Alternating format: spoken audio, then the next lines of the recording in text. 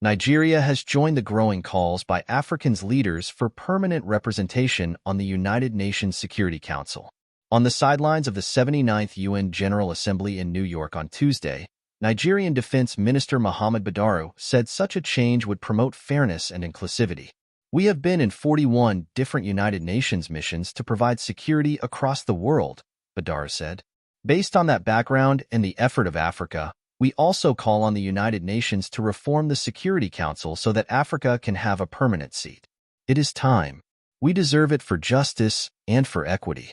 Other African nations also are clamoring for change.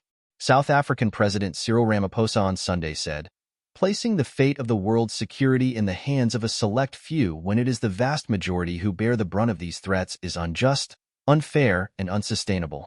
Similarly, Kenyan President William Ruto criticized the multilateral system, saying, "It has proven inadequate." Many African countries were still under colonial rule at the time the Security Council was established.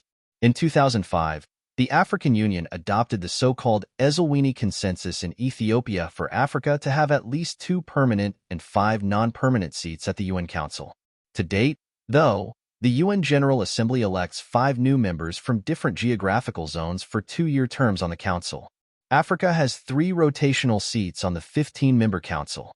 The founder of Security Watch Africa Initiative, Patrick Agbambu, said Africa needs to be united to make a good representation. "The biggest threat to Africa getting that seat is Africa itself," Agbambu said.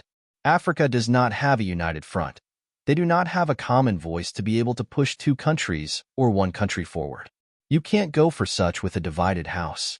As it stands, the various blocs in the African Union seem very divided, with each having a very strong opposition to the other. "So, the world is just watching Africa," he said. Last week, the United States, one of 5 permanent members of the UN Security Council, said it is open to having 2 African seats on the Council, but without the veto power of the original permanent members, Britain, China, France, Russia, and the U.S. Security analyst Senator Iro Egbu said African representation on the Security Council is the right call but warned that it wouldn't solve all problems. Nigeria stands in the right mix because it's one of the most important countries in Africa and it's the most populous nation in Africa, with huge economic potential, he said. But just being a member of the UN Security Council doesn't guarantee stability at home if all the factors causing insecurity are not well addressed.